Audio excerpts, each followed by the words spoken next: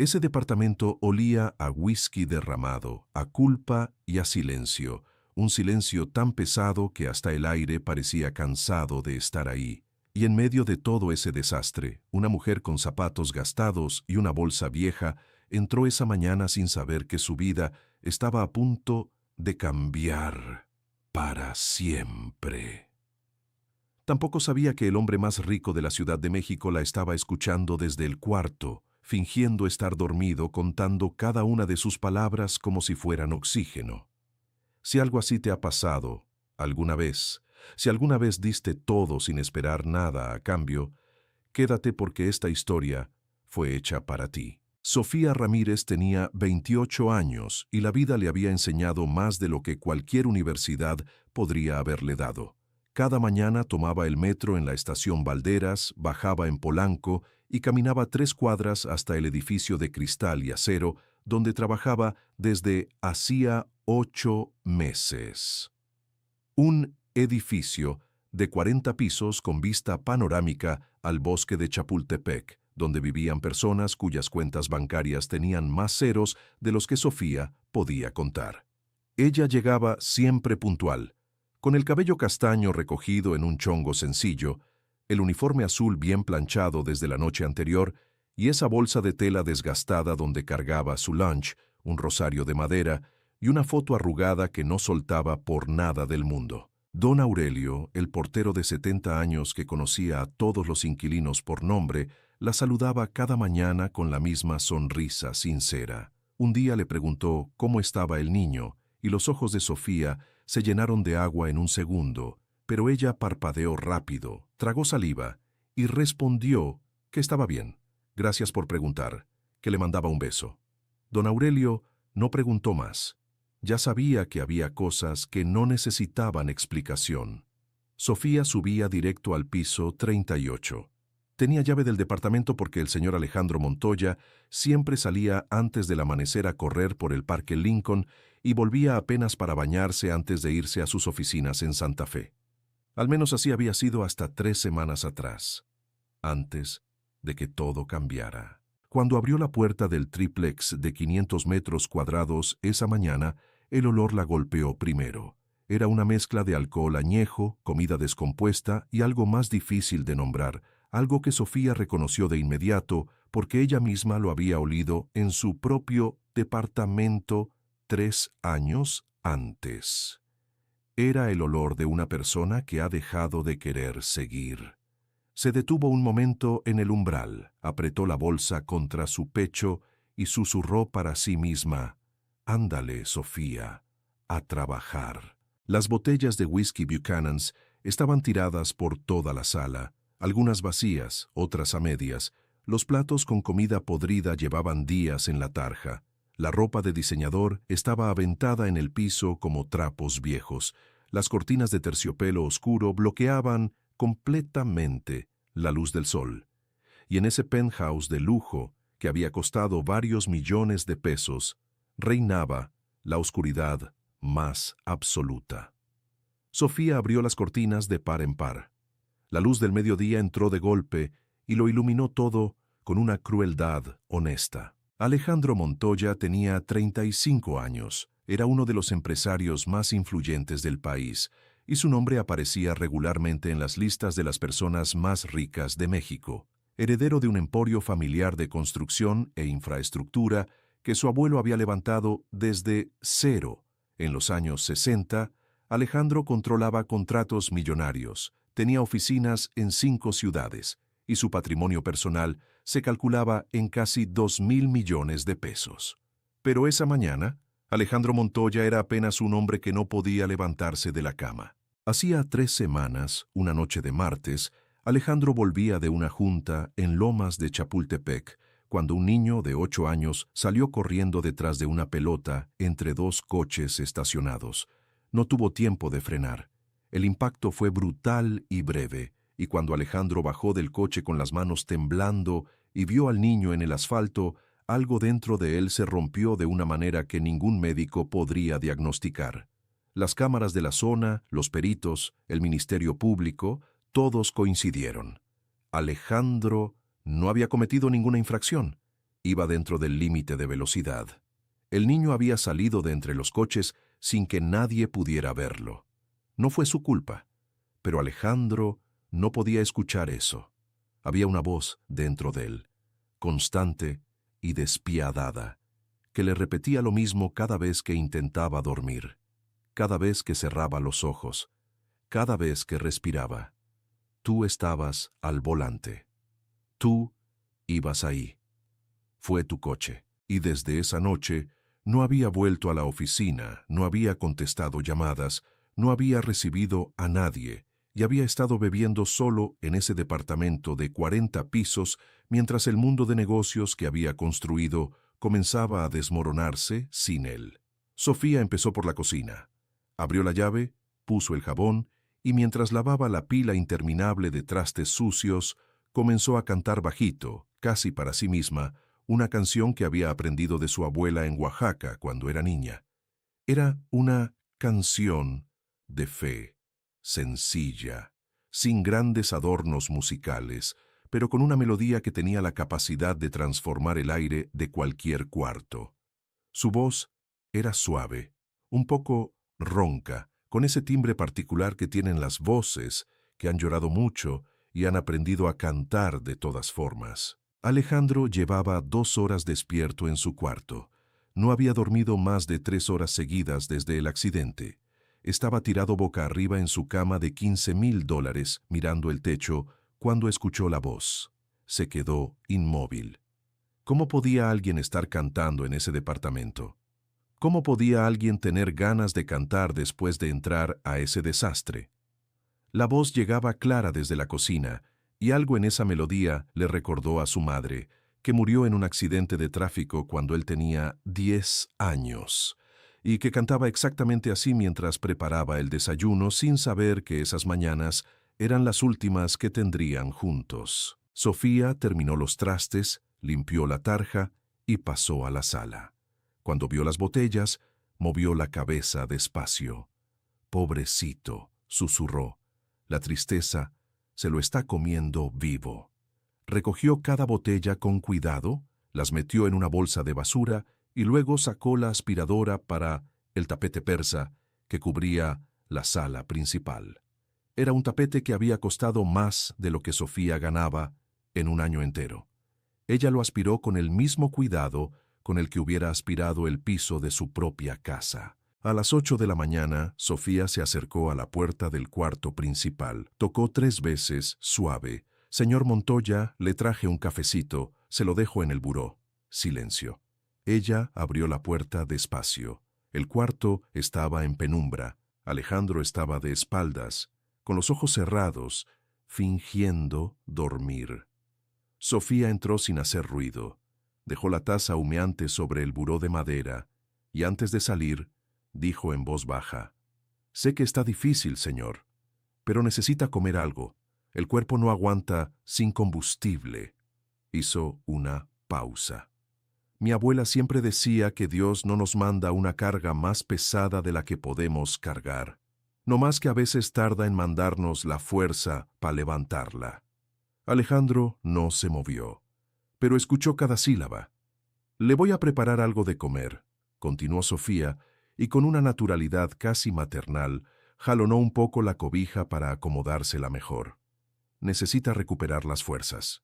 Y salió. Alejandro sintió que algo en su pecho se apretaba. Hacía años, muchos años, que nadie lo cubría con una cobija. Hacía años que nadie entraba a su cuarto y hablaba con esa voz, sin querer nada a cambio, sin agenda, sin miedo. En la cocina, Sofía abrió el refrigerador y encontró básicamente nada.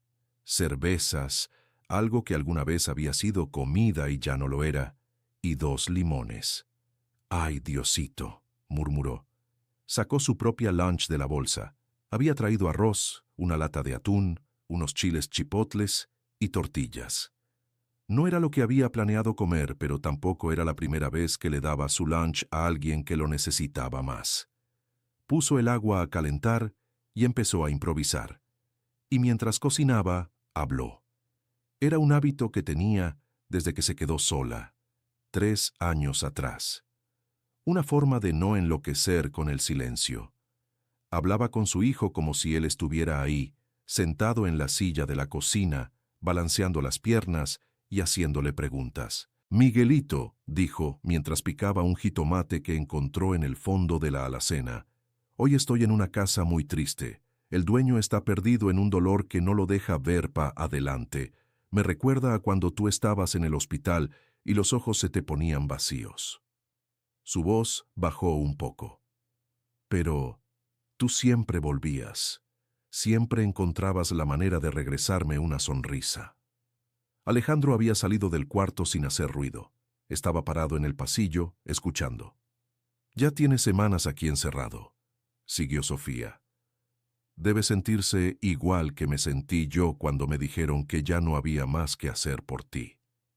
Como si el mundo se hubiera acabado y nadie te hubiera avisado». Una pausa larga. «Ayúdame a ayudarlo, mi amor.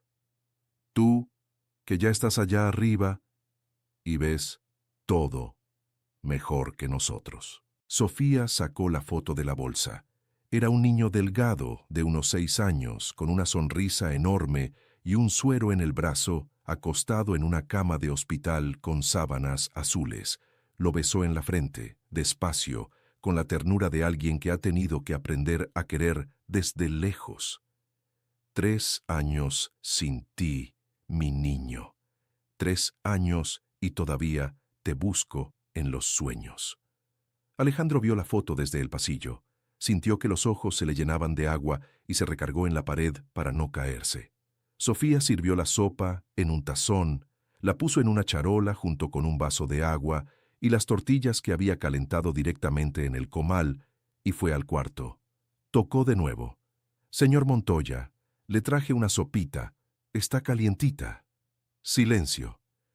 «Sé que no tiene hambre, pero intente aunque sea un poquito. El cuerpo necesita algo para aguantar». Entró, dejó la charola y sin voltearlo a ver, le dijo: «Señor, ¿me permite decirle algo?». Alejandro no respondió, pero tampoco la detuvo. «Lo que pasó fue horrible. No se lo desearía a nadie. Pero usted no tuvo la culpa». Su voz era firme, pero sin dureza.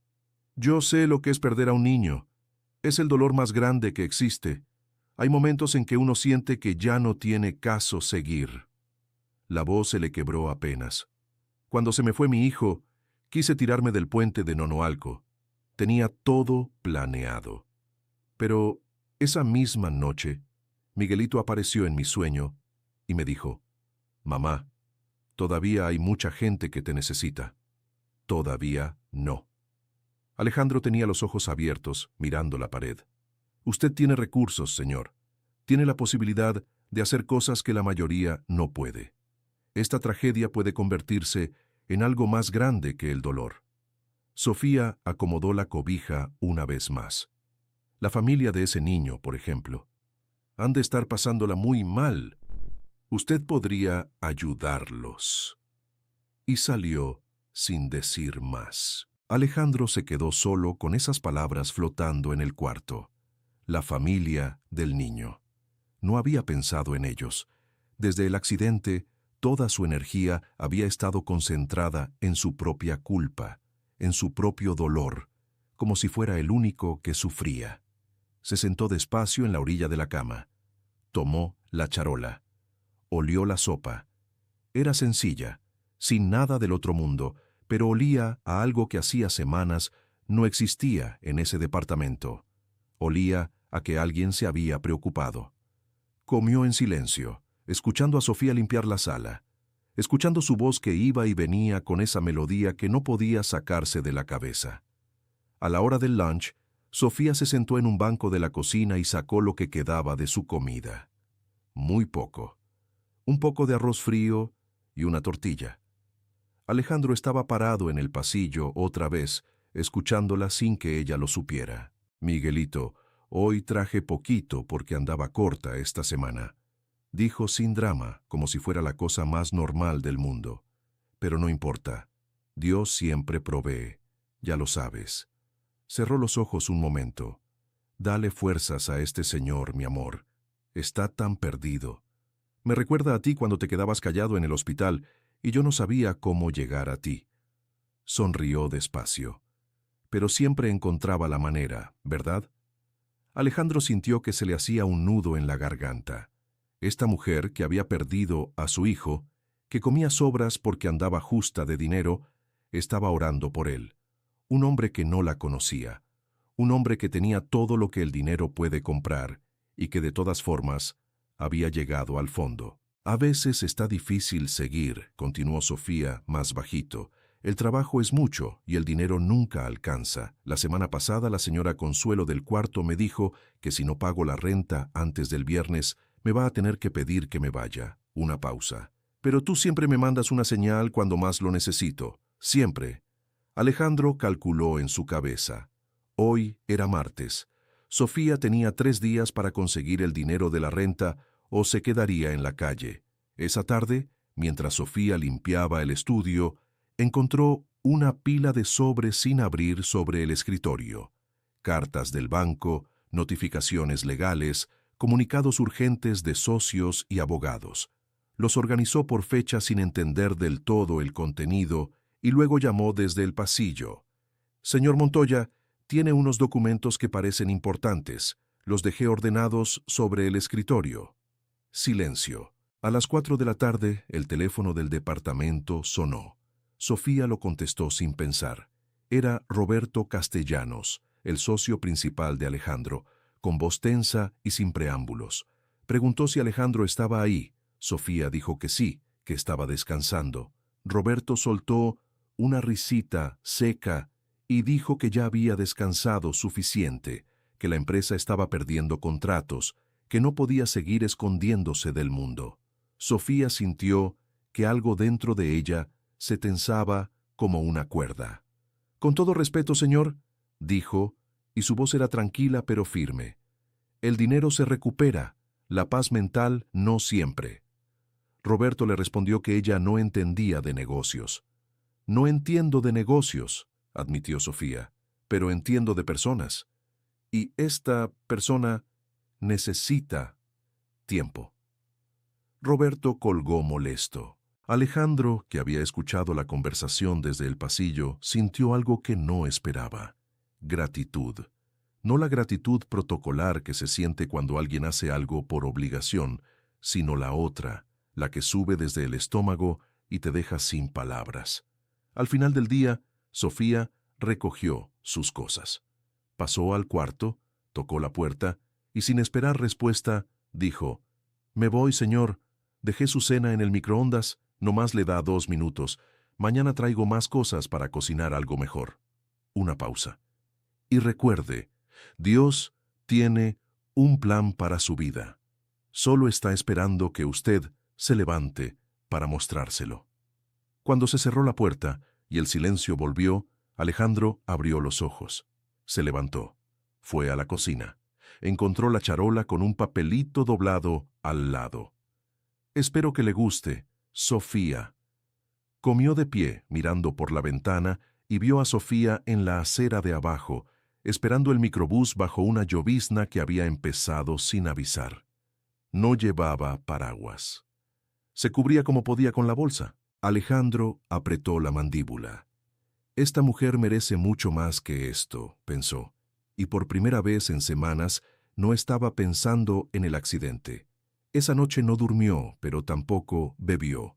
Se quedó sentado en el sillón de la sala, en ese departamento que Sofía había transformado de tiradero a hogar en un solo día, pensando en ella, en cómo cantaba, en cómo hablaba con su hijo muerto con la misma naturalidad con la que uno habla con alguien que está en el cuarto de junto, en cómo lo había defendido con ese socio sin que él le pidiera nada, en que ni siquiera sabía su apellido. A la mañana siguiente, Alejandro tomó una decisión que no había tomado en 3 semanas, fingir que dormía de nuevo, pero esta vez con un propósito diferente. Quería escuchar más. Quería entender quién era realmente esa mujer. Sofía llegó a las 7 con una bolsa del mercado que había pasado a comprar de su propio dinero. Cuando entró y vio que la cena estaba comida, soltó un «gracias a Dios» que salió desde el fondo del pecho. Dejó las cosas en la cocina y empezó. La canción de esa mañana era diferente, más lenta, con algo de melancolía en la melodía. «Miguelito», dijo mientras acomodaba los frascos en la alacena, «hoy estoy preocupada. Solo me quedan 2 días para lo de la renta». Hizo una pausa. «Pero no voy a entrar en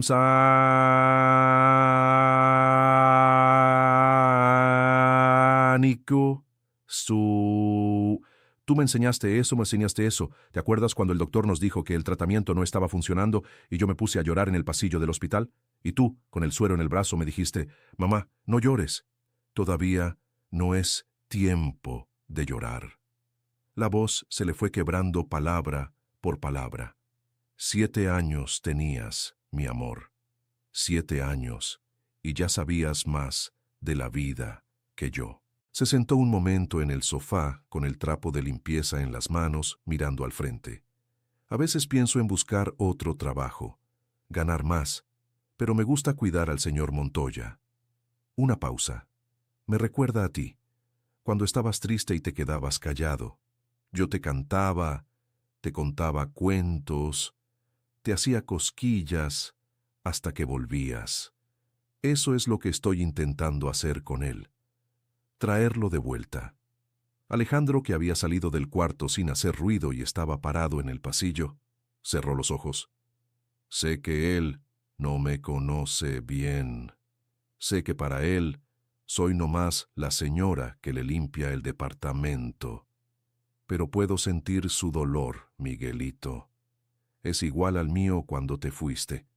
Y mientras pueda hacer algo, lo voy a hacer. Alejandro se recargó en la pared del pasillo con los ojos cerrados. Él creía que su dolor era único, irreductible, que nadie podía entenderlo porque nadie había estado en su lugar. Y esta mujer, que había perdido a su hijo y que comía lo que podía y vivía al borde del desalojo, lo entendía sin que él le hubiera dicho una sola palabra. A las 12 del día, Alejandro hizo algo que no había hecho en 21 días. Se metió al baño, se duchó, se afeitó y se puso ropa limpia. Cuando salió al pasillo, Sofía venía cargando una charola y casi la tira del susto. «¡Ay, Dios mío!», se llevó una mano al pecho. «Señor Montoya, qué bueno verlo de pie». Alejandro la miró. Era la primera vez que la veía de frente, con luz, sin esconderse. Sofía era más joven de lo que había imaginado.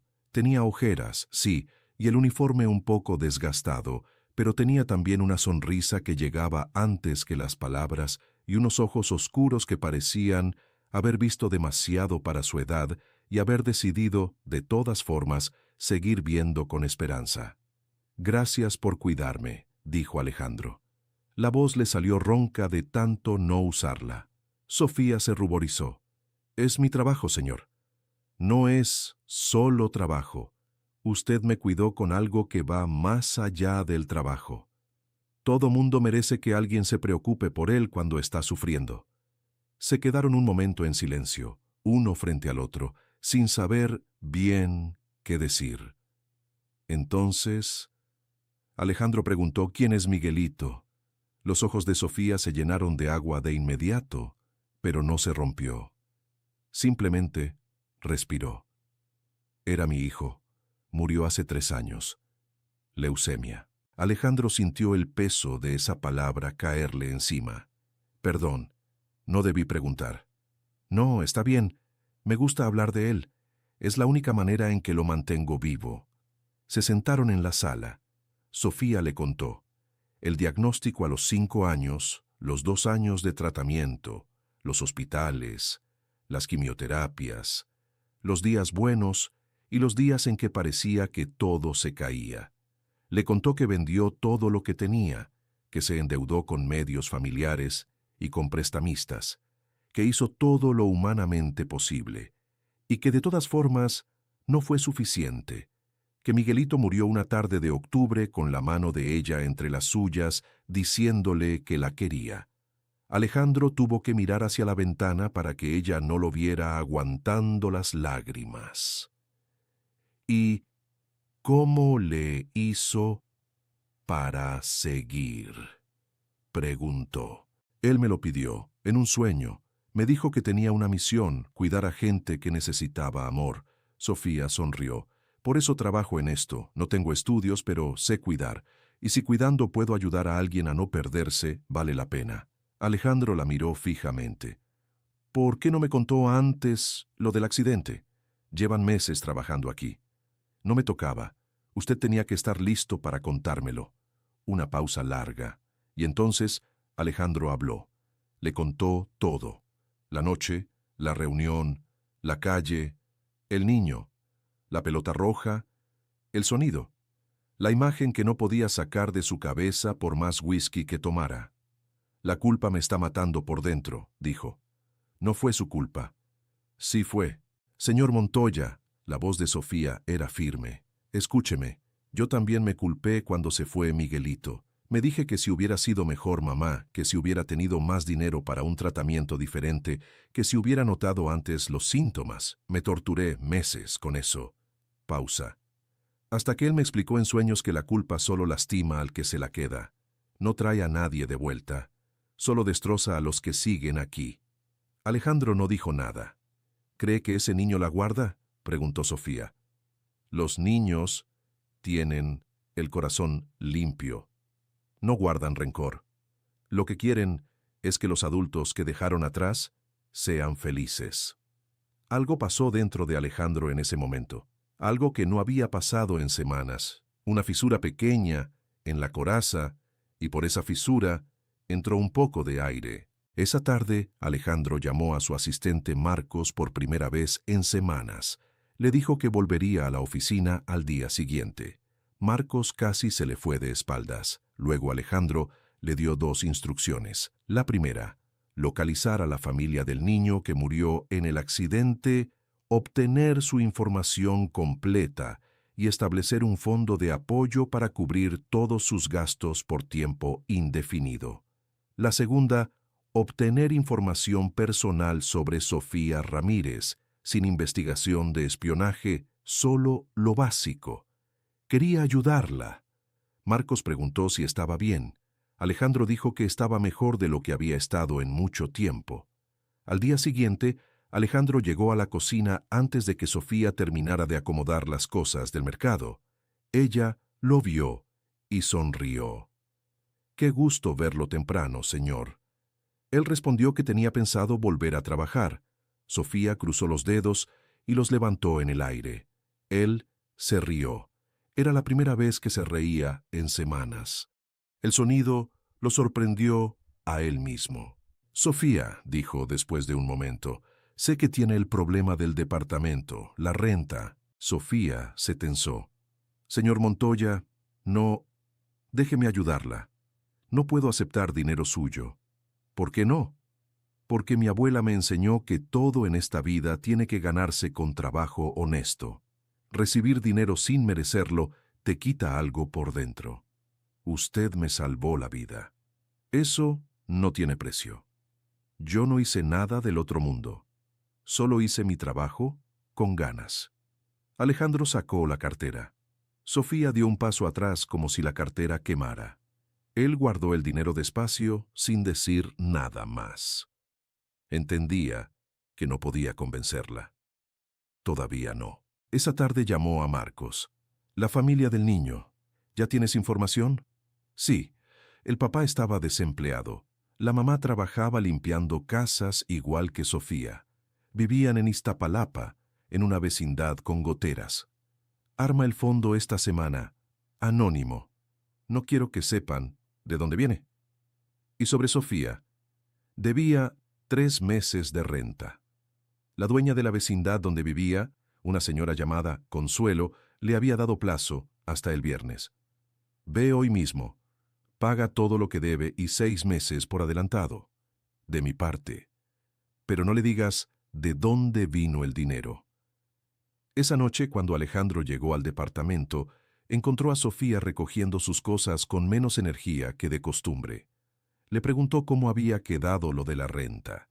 Ella dijo que no había podido resolverlo, que al día siguiente tendría que buscar dónde quedarse. Alejandro contuvo las ganas de decirle que ya estaba resuelto. «Va a salir bien», le dijo. «Estoy seguro». Sofía sonrió. «Yo también lo creo. Siempre sale». A las 10 de la noche, el teléfono de Sofía sonó. Era doña Consuelo. Alguien había ido esa tarde a la vecindad, un señor muy serio con un sobre grueso, y había pagado todos los meses atrasados y 6 meses por adelantado. Dijo que era una donación anónima. Sofía se tuvo que sentar en la orilla de la cama porque las rodillas le temblaban. ¿Quién hacía algo así? ¿Quién? A la mañana siguiente llegó al departamento con la cara transformada. Le contó a Alejandro del milagro, del sobre, del anonimato. Él escuchó con cara de sorpresa muy bien ensayada, y cuando ella dijo que seguramente fue Miguelito intercediendo desde el cielo, Alejandro dijo que sí, que seguramente fue eso. Y lo dijo en serio, porque en el fondo creía que algo así era lo menos que podía ocurrir cuando alguien tan bueno pedía algo. Las semanas siguientes cambiaron la dinámica de todo. Alejandro volvió a la oficina, recuperó el ritmo, comenzó a poner en orden lo que se había desmoronado. Pero cada mañana esperaba con algo parecido a la impaciencia la llegada de Sofía. Empezaron a hablar. No de trabajo, sino de verdad. Él le preguntaba por sus sueños y ella le contaba. Tener una casa propia, estudiar enfermería, poder colgar todas las fotos de Miguelito en una pared que fuera suya. Un día, Alejandro le preguntó si alguna vez pensaba en rehacer su vida. Sofía se tardó un momento antes de responder. A veces pienso en ello, pero es difícil encontrar a alguien que entienda que Miguelito siempre va a ser el amor más grande de mi vida. Eso no cambia. El que no lo entienda no merece estar contigo. Sofía lo miró. ¿Y usted, señor? ¿Nunca pensó en casarse? Nunca encontré a alguien que me hiciera querer armar una familia. La va a encontrar. Usted tiene mucho amor guardado. Se le nota. ¿Cómo? Se nota. Eso. Porque un hombre que no tiene corazón no pasa semanas destruido por la muerte de un niño que no conocía. Alejandro se quedó mirándola. Había algo en la manera en que Sofía hablaba que lo desarmaba por completo, sin pretensiones, sin cálculo, sin el filtro que tienen las personas que están acostumbradas a medir sus palabras. Ella decía lo que pensaba con una honestidad que resultaba casi dolorosa. En esas semanas, Alejandro fue descubriendo pedazos de la vida de Sofía, que sostenía solo había una tía que padecía diabetes y vivía en Tepito, que estudiaba en las noches para terminar la preparatoria, que soñaba con la carrera de enfermería, pero que la creía imposible por los costos. Alejandro anotó internamente: conseguir una beca, sin que ella lo supiera, sin que lo pudiera rechazar. Y entonces apareció Cristina Villanueva. Cristina era una mujer de 60 años con apellido importante y dinero viejo, íntima amiga de la madre de un socio de Alejandro. Cuando el rumor llegó a sus oídos que el empresario más elegible de la Ciudad de México estaba cambiado, más humano, más cercano, menos interesado en las reuniones sociales, Cristina empezó a hacer preguntas. No tardó en descubrir que detrás de ese cambio había una mujer que trabajaba de limpieza en su departamento. Llamó a varias personas, hizo sus propias averiguaciones, y cuando tuvo la imagen completa, su reacción fue de indignación absoluta. No podía permitir que algo así continuara. No en su círculo, no con alguien como Alejandro, cuya familia ella conocía desde generaciones atrás. Concertó un almuerzo con él en un restaurante de Polanco, de esos donde el menú no tiene precios. Alejandro fue porque no quería ser grosero. Se arrepintió a los 5 minutos. Cristina no tardó en ir al grano. Le dijo que el ambiente estaba hablando, que su reputación estaba en juego, que una persona de su posición no podía permitirse ese tipo de distracciones sentimentales con el servicio doméstico. Alejandro la dejó hablar. Cuando terminó, dijo únicamente: Sofía no es una distracción, es la persona más íntegra que conozco. Cristina argumentó que esa mujer se había aprovechado de un momento de vulnerabilidad, que era una estrategia clásica. Alejandro respondió que Sofía ni siquiera aceptaba dinero que él le ofrecía libremente. Cristina dijo que eso también era parte de la estrategia, hacérsela difícil. Alejandro se puso de pie. Esta conversación terminó. Cristina lo vio salir y apretó la servilleta de lino con las dos manos. No había terminado. Eso se lo garantizaba a sí misma. Actuó rápido, hizo algunas llamadas a columnistas de Sociedad, plantó el rumor con el tono justo, la cantidad precisa de duda y escándalo. En 48 horas, la historia circulaba en los grupos de WhatsApp de la élite capitalina y había llegado a 2 columnas de espectáculos en línea. El empresario Ricardo Alejandro Montoya, uno de los hombres más ricos del país, supuestamente encaprichado con su empleada doméstica. Fuentes cercanas a la familia alertaban sobre posibles manipulaciones. El tono era veneno disfrazado de preocupación. Alejandro vio las notas en su teléfono antes de llegar al departamento. Llamó a su abogado. Quería demandar. El abogado le dijo que eso nomás le daría más publicidad al asunto. Alejandro colgó y llamó a Marcos. Prepara una conferencia de prensa para mañana a mediodía. Sofía vio las notas esa misma tarde en el celular que usaba para comunicarse con sus clientes. Leyó su nombre sin apellido, la descripción de empleada doméstica, los comentarios que ya se acumulaban debajo de los artículos. Sintió que le vaciaban el estómago. Llegó al departamento con los ojos hinchados de contener el llanto. Y ese mismo día, una hora antes de que Alejandro llegara, apareció Cristina Villanueva en el departamento. Sofía abrió la puerta y la vio. Una mujer elegante, con el cabello perfectamente arreglado y una sonrisa que no llegaba a los ojos. Se presentó como amiga de la familia. Sofía la hizo pasar sin sospechar nada. Cristina se instaló en el sofá como si fuera la dueña del lugar y fue directa. ¿Cuánto quería para desaparecer de la vida de Alejandro? Sofía no respondió de inmediato. Procesó lo que había escuchado. Luego dijo, con calma, no quiero nada. Todas quieren algo. Es cuestión de encontrar el número correcto. Yo no. Cristina nombró una cifra. Sofía no reaccionó. Nombró otra, más alta. Sofía se levantó. Señora, le voy a pedir que se retire. Escúchame bien, dijo Cristina, y el barniz de elegancia desapareció. Alejandro vale fortunas. Viene de una familia que no necesita que alguien, como tú, le complique la vida. No le conviene, y tú lo sabes. Sofía la miró fijamente. No sé nada de lo que el señor Montoya necesita o no necesita. Eso es asunto suyo. Lo que sí sé es que yo no me vendo. Una pausa. Buenas tardes, señora. Cristina salió furiosa, pero antes de cerrar la puerta se volteó. Ya vas a ver lo que pasa. Sofía cerró la puerta, se recargó en ella y respiró profundo varias veces. Luego caminó al cuarto donde guardaba los materiales de limpieza, sacó el trapo y volvió a trabajar. Era lo único que sabía hacer cuando el mundo se ponía feo. Trabajar. Seguir. Cuando Alejandro llegó esa tarde y la encontró callada, supo que algo había pasado. Sofía le contó de la visita. Él sintió una furia fría instalarse en el pecho. Le contó lo que ya había decidido, la conferencia de prensa. No tienes que hacer eso, dijo Sofía. Sí, tengo. No voy a dejar que nadie cuestione tu nombre. Alejandro.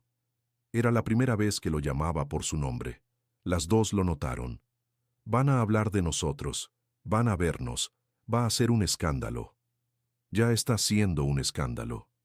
La diferencia es que ahora voy a hablar yo. ¿Y tu empresa? Las empresas sobreviven los escándalos. El amor genuino no sobra en este mundo. Sofía lo miró. ¿Estás seguro de lo que sientes?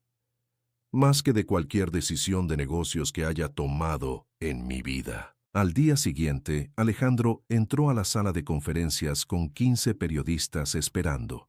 Habló con claridad y sin rodeos. Confirmó que había atravesado una crisis. Confirmó que Sofía Ramírez, quien trabajaba en su casa, lo había ayudado a salir de esa crisis con una generosidad que iba mucho más allá de sus obligaciones laborales.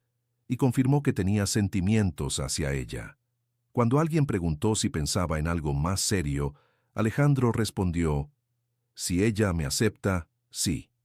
La sala estalló. La reacción fue dividida, como era de esperarse. Hubo quienes lo aplaudieron, quienes lo ridiculizaron, quienes escribieron sobre romanticismo malentendido y sobre diferencias de clase que el amor no puede resolver. Pero también hubo algo que nadie esperaba. La gente común, la gente sin columna, en ningún periódico, sin cuenta verificada en ninguna red social. Esa gente comenzó a hablar de Sofía con admiración. Empezaron a circular fragmentos de lo que se sabía de su historia, el hijo enfermo, los años de trabajo, la dignidad con la que había rechazado el dinero de Cristina. Y algo en esa historia resonó en millones de personas que conocían exactamente ese tipo de dignidad, porque la habían vivido ellos mismos o la habían visto en sus madres. Sofía llegó al departamento esa mañana sin saber bien qué encontraría. Alejandro estaba en la cocina, preparando café, algo que hacía por primera vez. Lo preparó mal, demasiado aguado, pero lo intentó. Sofía se rió. Él también, y en esa risa había algo que los dos reconocieron, algo que no necesitaba nombrarse todavía, pero que ya estaba ahí, firme y real, como las baldosas del piso. «¿Por qué hiciste eso?», preguntó ella. «Porque no hay nada en lo que dijeron que sea mentira. Y si no es mentira, ¿para qué esconderlo?». Sofía tomó el café aguado y lo bebió sin quejarse. «Me da miedo», admitió. «¿Qué te da miedo exactamente?». «Que seamos demasiado diferentes, que no funcione, que la gente tenga razón». «La gente no sabe nada de lo que hay entre tú y yo». «Yo tampoco sé bien qué hay entre tú y yo». Alejandro se acercó. «¿Quieres saberlo?». Y la besó.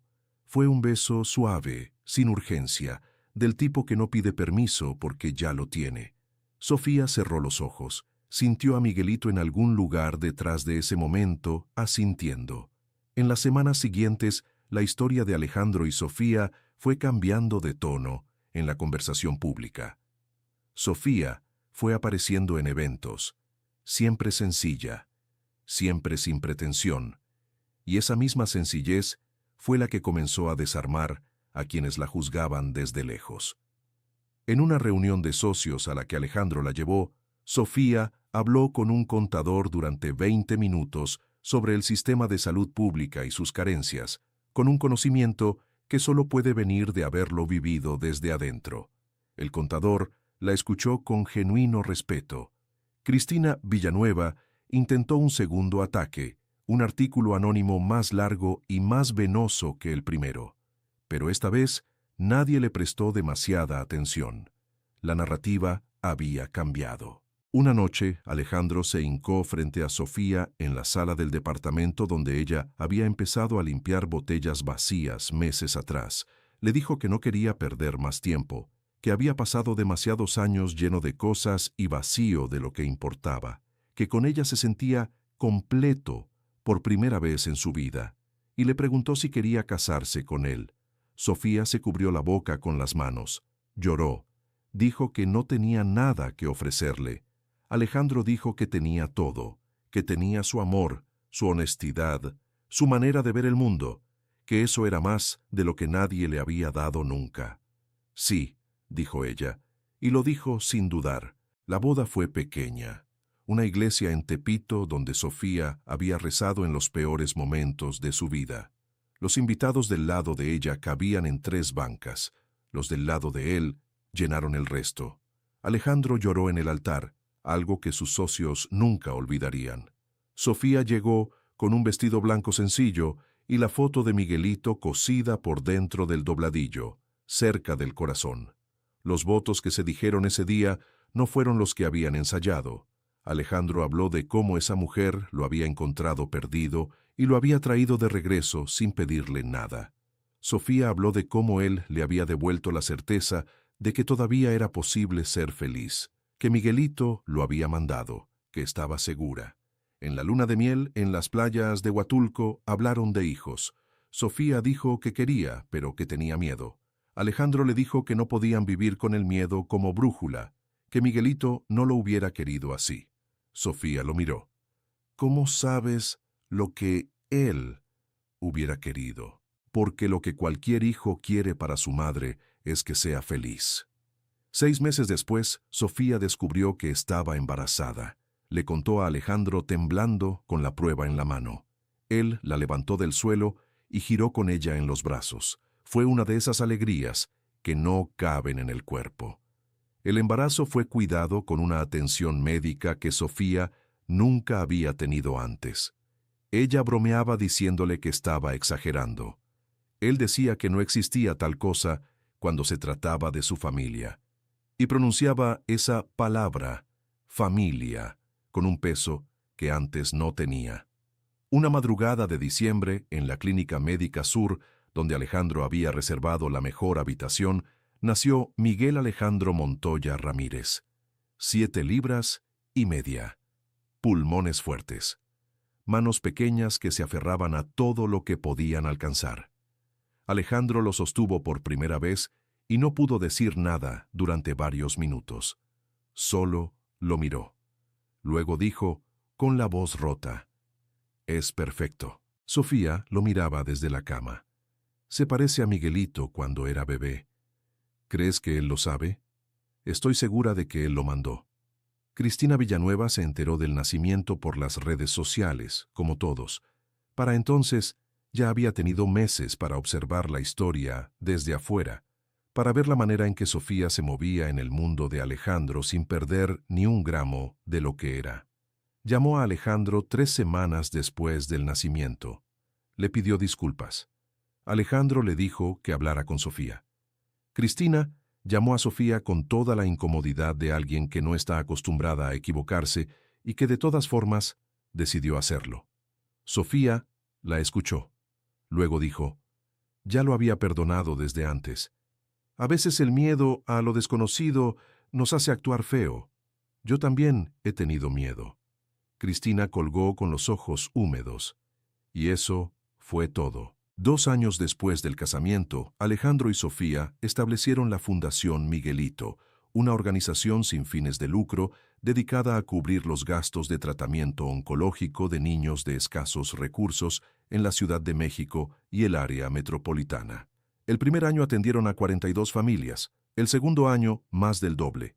Sofía terminó su preparatoria, entró a estudiar enfermería en la UNAM, con una beca que Alejandro había gestionado sin decirle nada hasta que ya estaba aprobada, y se especializó en oncología pediátrica. Trabajaba 3 días a la semana en el hospital infantil, donde años atrás había llevado a Miguelito, en el mismo pasillo donde alguna vez lloró recargada en la pared, sin saber que iba a poder seguir. En la entrada de la Fundación Miguelito, grabado en una placa de talavera azul y blanco, decía, «El amor verdadero no elige clase social, elige corazones que han aprendido a no rendirse». 5 años después de la boda, en la misma iglesia de Tepito, renovaron votos. Alejandro le preguntó a Sofía, antes de entrar, por qué había querido volver ahí. Ella dijo que porque esa iglesia había visto sus lágrimas y era justo que también viera su alegría. Estaban los dos parados frente al altar cuando Sofía sonrió de una manera que Alejandro no le había visto antes. «¿Qué?», preguntó él. Ella le tomó la mano. «¿Te acuerdas que me dijiste que cuando nos volvamos a casar quieres ser el primero en saberlo todo?» Él esperó. «Vamos a necesitar una cuna nueva». Alejandro cerró los ojos un segundo. Cuando los abrió, los tenía brillosos. La abrazó fuerte, muy fuerte, ahí frente al altar y frente a todo el mundo. Miguel, que ya tenía 5 años y estaba sentado en la primera banca con la tía Silda, Los miraba sin entender bien qué pasaba, pero sonreía porque sus papás sonreían, y eso era suficiente razón para sonreír. Si esta historia te llegó al corazón, compártela con alguien que necesite recordar que el amor todavía existe y que no le importan las distancias que la gente construye entre sí. Y si quieres seguir escuchando historias como esta, ya sabes dónde encontrarnos.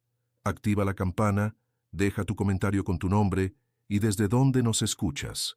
Nos da mucho gusto saber que estás ahí. Hasta la próxima.